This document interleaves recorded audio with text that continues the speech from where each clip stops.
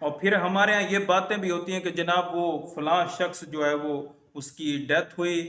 تو اس کا چہرہ جو ہے وہ چمک رہا تھا، سفید چہرہ تھا، تو یہ اس کے نیک ہونے کی نشانی ہے، یہ اس کے جنتی ہونے کی نشانی ہے۔ فلاں شخص فوت ہوا، اس کی میت کو جب ہم نے اٹھایا وہ ہلکا پھلکا تھا، کوئی ہمیں جو ہے وہ ٹینشن نہیں اس کو اٹھانے میں، تو یہ جنتی ہونے کی نشانی ہے۔ کوئی فوت ہوا، ہوا چل پڑی، موسم ٹھنڈا ہو گیا، بوندا باری ہونے لگی، تو جناب یہ جنتی ہونے کی نشانی ہے، یہ اس کے نیک ہونے کی نشانی ہے۔ اور کسی کو ہم غسل دینے لگے، اس کا جسم جو تھا وہ نرم تھا،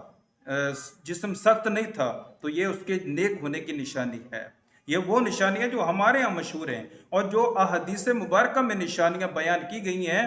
وہ ان کو کوئی ڈسکس ہی نہیں کرتا۔ ٹھیک ہے آپ حسن ظن رکھیں،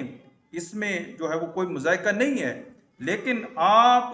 جو ہے وہ جو احادیث مبارکہ میں نشانیاں بیان ہوئی ہیں ان نشانیوں کو بیان کیوں نہیں کرتے؟ کہ نبی کریم صلی اللہ علیہ وسلم نے جو نشانیاں بیان فرمائی ہیں وہ یہ نشانیاں ہیں کہ نیک شخص جب اس کا انتقال ہوتا ہے تو اس کی پیشانی پر جو ہے وہ پسینہ آ جاتا ہے،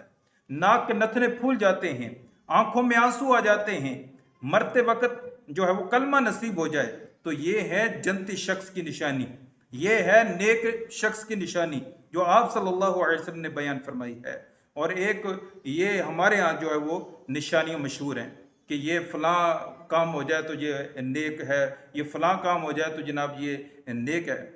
اور پھر اس کے برعکس، اس کے الٹ، اللہ اکبر اللہ اکبر، کوئی شخص مرا، موسم جو ہے وہ اس دن گرم تھا، دن گرم تھا، تو کہتا ہے کہ یہ نا یہ تو جہنمی ہے، یہ تو یہ گناہ گار ہے، اس لیے جو ہے وہ آج دن بڑا گرم تھا۔ کوئی شخص مرا، اس کے مرنے پر جو ہے وہ طوفان آ گیا اور بہت جو ہے وہ سخت طوفان آ جائے، تو ہمارے یہاں کہتے ہیں جناب یہ شخص جو ہے وہ جہنمی ہے، یہ گناہ گار شخص ہے، اس لیے جو ہے وہ اتنا بھیانک طوفان آیا ہے۔ کسی شخص کی جو میت ہے وہ کچھ وزنی محسوس ہو تو ہمارے یہاں باتیں کی جاتی ہیں جناب یہ گناہ گار ہے، یہ جہنمی ہے، اس لیے اس کی جو ہے وہ میت، اس کی ڈیڈ باڈی جو ہے وہ اتنی وزنی ہو گئی۔ کوئی مرا، اس کا چہرہ کچھ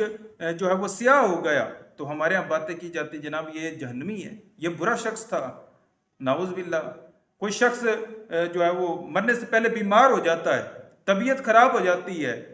کوئی جو ہے وہ خطرناک وبا اس کے اوپر آ جاتی ہے، تو ہمارے ہاں کہتے ہیں کہ جناب یہ جو ہے وہ بڑا گنہگار شخص تھا، یہ جہنمی تھا، گناہوں کی نوسط کی وجہ سے اس کے اوپر یہ تکلیفیں آئی ہیں، نعوذ باللہ من ذالک، استغفر اللہ استغفر اللہ۔ تو یہ بدگمانیوں کا جو طوفان کھڑا کیا جاتا ہے، بدگمانیوں کا جو بازار گرم کیا جاتا ہے، اور ان باتوں کی وجہ سے کتنے لوگ جو ہے وہ مشکوک ہو جاتے ہیں، ہماری ان باتوں کی وجہ سے کئی مسلمانوں کے بارے میں ہم بدگمان ہو جاتے ہیں، لوگ جو ہے وہ بدگمانی کا شکار ہونے لگتے ہیں، طرح طرح کی باتیں کرنے لگ جاتے ہیں کہ ہم تو اس کو بڑا نیک سمجھتے رہے ہیں، ہم تو اس کو بڑا نیک سمجھتے رہے ہیں۔ اور پھر مرنے والے کے گھر والوں کے لیے یہ باتیں بڑی تکلیف کا باعث بنتی ہیں جناب، بڑی پریشانی کا باعث بنتی ہیں یہ باتیں۔ تو لہٰذا خدا را ایسی باتیں، ٹھیک ہے آپ حسن ظن رکھیں، لیکن بدگمانی کی شریعت نے اجازت آپ کو نہیں دی ہے۔ بالفرض ایسا ہوا بھی ہے، گناہوں کی وجہ سے اس کے اوپر یہ سب کچھ ہوا بھی ہے، پھر بھی شریعت نے کسی مسلمان کے بارے میں اس طرح کی باتیں کرنے کی اجازت نہیں دی کہ آپ اس کے بارے میں اس طرح کی باتیں کریں۔